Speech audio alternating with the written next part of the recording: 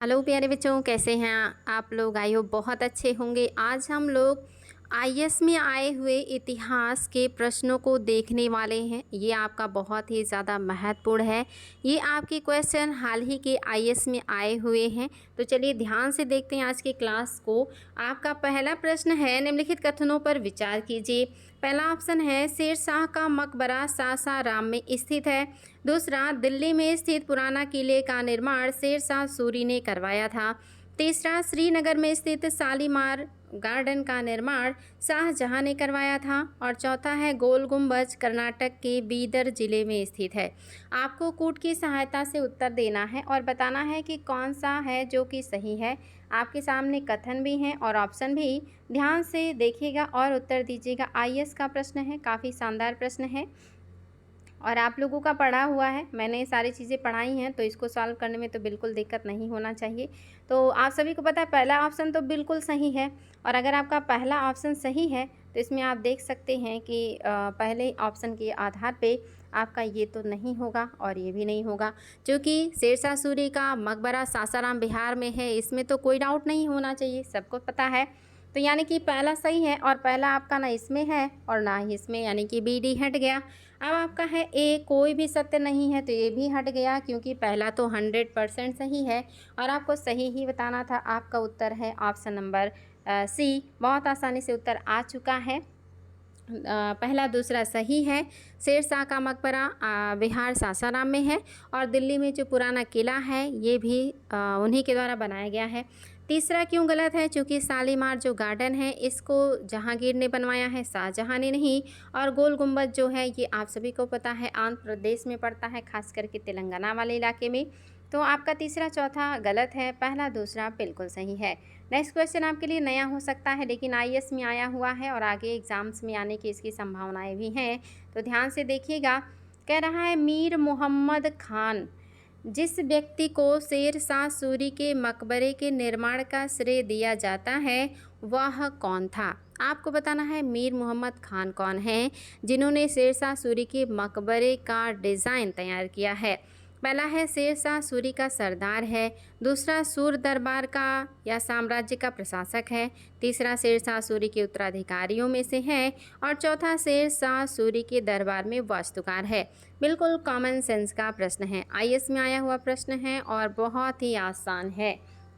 आप सभी को पता होना चाहिए कि जो डिज़ाइन है वो कौन तैयार करेगा? निश्चित ही वास्तुकार तैयार करेगा। तो एक ही ऑप्शन है, शेरशाह सूरी के दरबार में वास्तुकार हैं मीर मोहम्मद खां, जिन्होंने शेरशाह सूरी के मकबरे का डिज़ाइन तैयार किया हुआ है। आपका ऑप्शन नंबर जो 4 है ये बिल्कुल सही है। चलिए आगे बढ़ते हैं। इन्होंने ही निर्माण आपका जो है किया है, डिज़ाइन बनाया है। चूँकि शेरशाह सूरी के मकबरे का जो निर्माण है ये शेरशाह सूरी ने खुद कराया है, तो निर्माण का श्रेय दिया जा रहा है। तो शेरशाह सूरी का सरदार तो होगा ही नहीं, शेरशाह सूरी के साम्राज्य का प्रशासक ये भी नहीं होगा और शेरशाह सूरी के उत्तराधिकारी ये भी नहीं होगा, बल्कि कौन हो जाएगा? ये होगा वास्तुकार।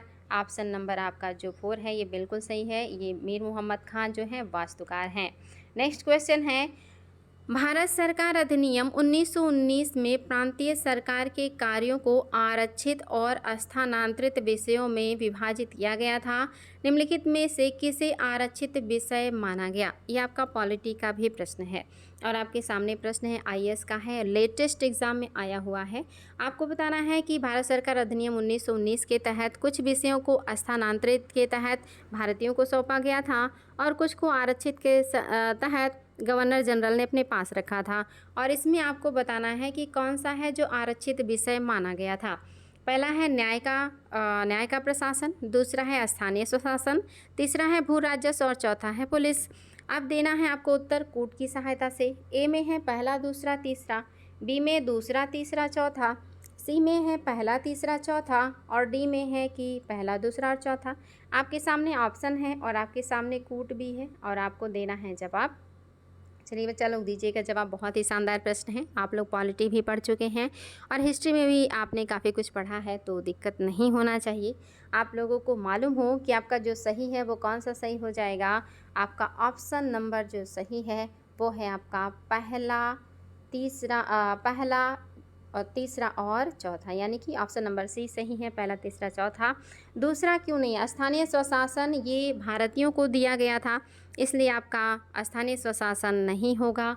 आपका न्याय का प्रशासन निश्चित ही, न्याय हमेशा अंग्रेजों के हाथ में रहा। भू राजस्व यानी कि इनकम वो भारतीयों को कभी देंगे नहीं। पुलिस प्रशासन भी अंग्रेजों का ही था, जो कि भारतीयों का हो जाता तो भारतीयों के हिसाब से पुलिस काम करती। तो पहला और आपका तीसरा, चौथा सही है, दूसरा सही नहीं है।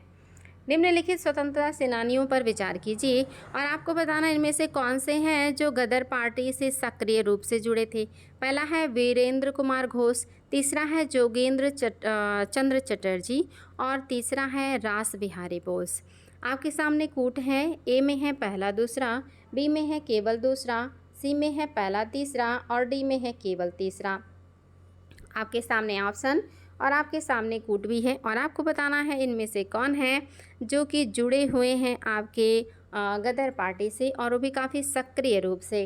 तो आप सभी को पता है वीरेंद्र कुमार घोष, तो वीरेंद्र कुमार घोष तो कभी गए ही नहीं आपके बाहर, तो ये तो होंगे नहीं, क्योंकि जो गदर पार्टी है ये अमेरिका में डेवलप किया था, तो निश्चित ही अमेरिका नहीं गए, तो ये तो होगा नहीं। अगर आपका पहला नहीं होगा तो इस तरह से आपके ऑप्शन हट गए हैं। अब आपका 50-50 है, या तो केवल दूसरा या तो केवल तीसरा। तो याद रखिएगा आपका केवल और केवल तीसरा सही है। रास बिहारी जो बोस हैं ये गदर पार्टी से सक्रिय रूप से जुड़े हुए थे। आपके सामने नेक्स्ट क्वेश्चन है और काफ़ी चर्चित प्रश्न है और लेटेस्ट आईएएस का आया हुआ है। क्वेश्चन है कि जो क्रिप्स मिशन है इसके बारे में कौन सा कथन है जो सही है, विचार कीजिए। पहला, संविधान सभा में प्रांतीय विधानसभाओं के साथ साथ रियासतों द्वारा भी नामित सदस्य होंगे, क्या ये बात सत्य है? दूसरा, कोई भी प्रांत जो नए संविधान को स्वीकार करने के लिए तैयार नहीं है उसे अपनी भविष्य की स्थिति के संबंध में ब्रिटेन के साथ एक अलग समझौते पर हस्ताक्षर करने का अधिकार होगा। आपके सामने हैं दो ऑप्शन और आपको बताना है कि क्या है जो कि आपका सही हो जाएगा। तो फटाफट जवाब दीजिएगा। बहुत ही महत्वपूर्ण प्रश्न है और आप सभी को इसका उत्तर बिल्कुल और बिल्कुल पता होना चाहिए। तो नो डाउट आप निश्चित ही इसको सॉल्व कर सकते हैं। आपका केवल और केवल दूसरा सही है, यानी कि ऑप्शन नंबर बी सही है। इसमें कोई भी प्रांत जो नए संविधान को स्वीकार करने के लिए तैयार नहीं है उसे अपनी भविष्य की स्थिति के संबंध में ब्रिटेन के साथ एक अलग से समझौता करने का अधिकार था, इसीलिए तो इसको स्वीकार नहीं किया गया कि ये भारत को विभाजित करने की बात कर रहा है, भारत की शक्तियों को तोड़ने की बात कर रहा है। पहला जो है ये सही नहीं है, केवल और केवल आपका दूसरा ही सही है। नेक्स्ट क्वेश्चन है आपके सामने और ये भी आपका आईएएस में आया हुआ प्रश्न है, बहुत ही बढ़िया प्रश्न है, ध्यान से उत्तर दीजिएगा।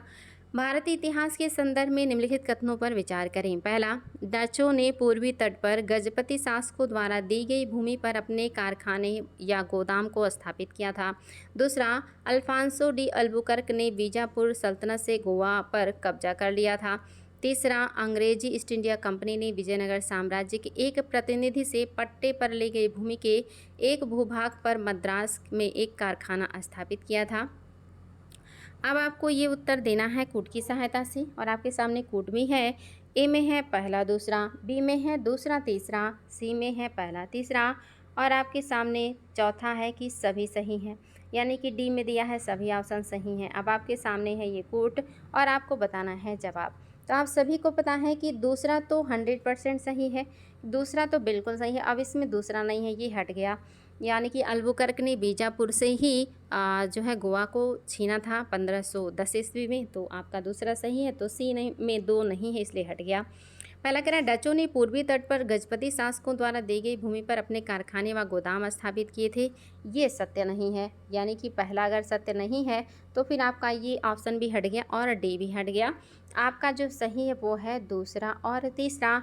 अंग्रेजी ईस्ट इंडिया कंपनी ने विजयनगर साम्राज्य के एक प्रतिनिधि जिनका जो थे चंद्रगिरी के राजा, उनसे ज़मीन लिया था पट्टे पर और वहाँ पे इन्होंने मद्रास में एक कारखाना स्थापित किया था। तो आपका दूसरा तीसरा सही है, इसलिए ऑप्शन नंबर बी आपका बिल्कुल करेक्ट है। अगर कोई दिक्कत कन्फ्यूज़न होती है तो कमेंट बॉक्स में आप लोग कमेंट कीजिएगा, मैं उसका उत्तर ज़रूर दूंगी। 17वीं शताब्दी की पहली तिमाही में अंग्रेजी ईस्ट इंडिया कंपनी की फैक्ट्री ऑब्लिक कारखाने निम्नलिखित में से जो है किस स्थान पर या कहाँ पर स्थापित किए गए थे? तो आपको बताना है कि कहाँ पर स्थापित किया था ईस्ट इंडिया कंपनी ने अपना कारखाना। और ये भी बात कर रहा है कब का, 17वीं शताब्दी की पहली तिमाही में, यानी कि आपका 1630 है, इसके आसपास जो कारखाने हैं अंग्रेज़ों ने कहाँ स्थापित किए थे। तो ये है आपका ब्रोच, जिसे कहा जाता है भड़ौच, भड़ौच। और दूसरा है चिकाकोले और तीसरा है त्रिचनापल्ली। अब आपके सामने ऑप्शन ए में है केवल पहला, बी में है पहला दूसरा, सी में है केवल तीसरा और डी में है दूसरा और तीसरा। आपको बताना है कि कौन से स्थान पर जो अंग्रेज हैं इन्होंने शुरुआती दौर में ही कंपनी को स्थापित किया था, और वो भी 16वीं शताब्दी के पहली तिमाही में। तो ये भी आपके लिए महत्वपूर्ण प्रश्न है। याद रखिएगा भड़ौच, यानी कि जिसको ब्रोच लिखा गया है भड़ौच, यहीं पर ही भारत में स्थापित किया है ईस्ट इंडिया कंपनी ने अपनी फैक्ट्री। आपका केवल और केवल पहला ऑप्शन सही हो जाएगा।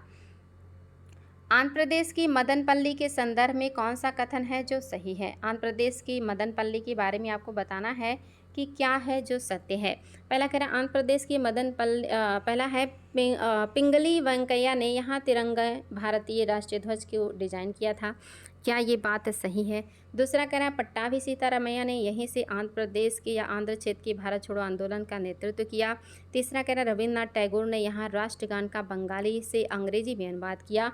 और चौथा कह रहा मैडम ब्लावस्की और कर्नल अलकाट ने सबसे पहले यहाँ थियोसॉफिकल सोसाइटी की मुख्यालय की स्थापना किया था। तो आप सभी को पता है चौथा तो बिल्कुल सही नहीं, चूँकि ये अड्यार में किया गया था, तो ये तो गलत हो गया। आपका जो सही है वो है option number C, Andhra Pradesh की मदनपल्ली जो है ये सही है कि रविन्द्रनाथ टैगोर ने यहाँ राष्ट्रगान का बंगाली से अंग्रेजी में अनुवाद किया था। ऑप्शन नंबर सी बिल्कुल करेक्ट है। नेक्स्ट क्वेश्चन है आपके सामने आईएएस का ही है। कौन सा कथन है जो सही है, बताना है कूट की सहायता से। पहला, Saint Francis Xavier Jesuit order के संस्थापक सदस्यों में से एक थे। दूसरा, सेंट फ्रांसिस जेवियर की मृत्यु गोवा में हुई और वहां एक चर्च उन्हें समर्पित है। तीसरा, सेंट फ्रांसिस जेवियर का पर्व प्रत्येक वर्ष गोवा में मनाया जाता है। अब आपको कूट की सहायता से उत्तर देना है। सेंट फ्रांसिस बहुत ही महत्वपूर्ण है। क्या ए में है पहला दूसरा सही है, बी में है दूसरा तीसरा सही है, आपका सी में है पहला तीसरा सही है और डी में है कि तीनों सही है। आपके सामने है ऑप्शन और आपको देना है जवाब। आपके हिसाब से क्या है जो सही हो जाएगा, फटाफट उत्तर दीजिएगा। बहुत ही शानदार प्रश्न है और आपके लिए हो सकता है नया हो। तो याद रखिएगा आपका सी ऑप्शन सही है, पहला और तीसरा सही हो जाएगा। इसमें केवल और केवल पहला तीसरा सही है, दूसरा गलत है क्योंकि इनकी मृत्यु चाइना में हुआ था, चाइना के सिचुआन प्रांत में हुआ था। तो अगर दूसरा आपका गलत है तो आप देखिए ए भी हट गया, बी भी हट गया और आपका लास्ट में डी भी हट गया, केवल और केवल सी बचा। पहला और तीसरा सही है कि ये जेसुइट ऑर्डर के संस्थापक हैं और प्रत्येक वर्ष इनके नाम पे गोवा में पर्व मनाया जाता है। तो पहला तीसरा सही है, दूसरा बिल्कुल भी सही नहीं है। नेक्स्ट क्वेश्चन है आपके सामने आईएएस का ही प्रश्न है। प्रश्न आपके देखिए सारे बहुत शानदार हैं और आप लोगों को गंभीरता से उत्तर देना है। कौन सा कथन है जो सही है। पहला, 1919 के मॉन्टेग्यू चेम्सफोर्ड सुधार ने 21 वर्ष के से अधिक उम्र की सभी महिलाओं को मतदान का अधिकार देने की सिफारिश की। क्या ऐसी बात की गई थी 1919 के अधिनियम में। दूसरा, 1935 के भारत सरकार अधिनियम ने महिला को विधायिका में आरक्षित सीटें दी। आपको बताना कौन सा कथन है जो सही है। ए में है केवल पहला, बी में है केवल दूसरा, सी में है दोनों, डी में है कोई नहीं। तो आपके सामने कूट भी है, ऑप्शन भी है, फटाफट जवाब दीजिएगा। बहुत आसान है, एकदम कॉमन सेंस का है।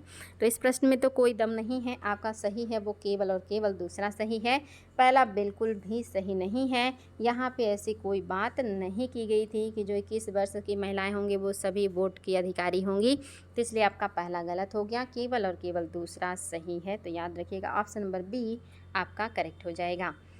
नेक्स्ट क्वेश्चन आपके सामने आ चुका है और ये भी बहुत ही शानदार प्रश्न है। कह रहा है भारतीय इतिहास में 8 अगस्त 1942 के संदर्भ में कौन सा कथन है जो सही है। 8 अगस्त 1942 आप सभी को पता है भारत छोड़ो आंदोलन से जुड़ा हुआ है। इसके बारे में क्या सत्य है आपको ये बताना है, फटाफट दीजिएगा उत्तर। पहला, भारत छोड़ो प्रस्ताव AICC द्वारा अपनाया गया। दूसरा, अधिक भारतीयों को शामिल करने के लिए वायसराय की कार्यकारिणी परिषद का विस्तार किया गया। तीसरा, 7 प्रांतों में कांग्रेस मंत्रिमंडल ने इस्तीफा दे दिया। चौथा, द्वितीय विश्व युद्ध समाप्त होने के बाद क्रिप्स ने पूर्ण डोमिनियन स्थिति के साथ एक भारतीय संघ का प्रस्ताव रखा। तो आप देखेंगे आपका ये तो बिल्कुल सही नहीं है, और मंत्रिमंडल ने इस्तीफा 39 में दे दिया था, तो ये भी सही नहीं है। विस्तार करने की बात तो की ही नहीं गई थी, केवल और केवल पहला सही है कि भारत छोड़ो प्रस्ताव को स्वीकार कर लिया गया था AICC द्वारा। तो ये आपके लिए काफ़ी महत्वपूर्ण है। नेक्स्ट देखिए, निम्नलिखित में से कौन प्राचीन भारतीय धार्मिक गीतों के अंग्रेजी अनुवाद सॉन्ग्स फॉर प्रिजन से जुड़ा हुआ है? ये भी देखिए IAS का प्रश्न है, फटाफट उत्तर दीजिएगा। जो प्राचीन भारतीय धार्मिक गीतों के अंग्रेजी अनुवाद से जुड़े हुए हैं, और ये अनुवाद किया गया है सॉन्ग्स फॉर प्रिजन के नाम से। कौन है वो? बाल गंगाधर तिलक, जवाहरलाल नेहरू, मदन मोहन मोहनदास करमचंद गांधी या सरोजनी नायडू? तो फटाफट उत्तर देंगे बच्चा लोग। ये क्वेश्चन एग्जाम में कई बार आया है, विभिन्न एग्जाम में पूछा गया है। आपका जो सही है वो है महात्मा गांधी। महात्मा गांधी ने ही प्राचीन भारतीय धार्मिक गीतों का अंग्रेजी में इस तरह से अनुवाद किया है। तो मोहनदास करमचंद गांधी के बारे में बात की गई है। नेक्स्ट क्वेश्चन है आपके सामने। प्रश्न है, निम्नलिखित में से कौन हिंदू महिला स्कूल के सचिव के रूप में जुड़ा था, जिसे बाद में बेथ्यून महिला स्कूल के रूप में जाना जाने लगा? आपको बताना है कौन है जो जुड़े थे। एनी बेसेंट हैं, देवेंद्रनाथ टैगोर हैं, ईश्वर चंद्र विद्यासागर हैं, या आपको फटाफट देना है जवाब कि इसमें से कौन हो जाएंगे। आपके सामने 3 ऑप्शन है, और इसी में से हैं जिन्हें आपको बताना है। तो याद रखिएगा कि हिंदू महिला स्कूल के सचिव के रूप में जो जुड़े थे, जिन्हें बाद में बेथ्यून महिला स्कूल के स्कूल स्नात मतलब जो आपका स्कूल है के रूप में जाना गया, तो ये हैं आपके ईश्वर चंद्र विद्यासागर। इन्हीं को ही जो है जाना गया था। ईश्वर चंद्र विद्यासागर के बारे में बात कही गई है। नेक्स्ट क्वेश्चन है आपके सामने, ये भी IAS का है। निम्नलिखित औपनिवेशिक भारत के संदर्भ में शाहनवाज खान, प्रेम कुमार सहगल और गुरबख्श सिंह ढिल्लों को किससे संबंधित किया जाता है? किस लिए याद किया जाता है इनको? ये बहुत फेमस नाम है और एग्जाम में कई बार पूछा गया है। पहला, स्वदेशी और बहिष्कार आंदोलन के नेता हैं ये। दूसरा, 1946 में अंतरिम सरकार के सदस्य हैं। तीसरा, संविधान सभा में प्रारूप समिति के सदस्य हैं। और चौथा, भारतीय राष्ट्रीय सेना के अधिकारी हैं। तो इसमें तो कोई समस्या नहीं होना चाहिए, क्योंकि ये प्रारूप समिति के सदस्य तो बिल्कुल भी नहीं थे, अंतरिम सरकार के सदस्य भी नहीं हैं, और स्वदेशी और बहिष्कार के आंदोलन के नेता भी नहीं है, बल्कि भारतीय राष्ट्रीय सेना के अधिकारी हैं, जिसको सुभाष चंद्र बोस ने गठित किया था। उन्हीं के सैनिकों के अधिकारी हैं ये, याद रखिएगा। आज का ये प्रश्न भी बहुत ही शानदार है, IAS का है। 20वीं सदी की शुरुआत तक भारत में नील की खेती में गिरावट आई, क्यों? ऐसा क्या हुआ कि भारत में नील की जो खेती है इसमें गिरावट आई थी? पहला, बागवानों के दमनकारी आचरण के प्रति किसानों का प्रतिरोध।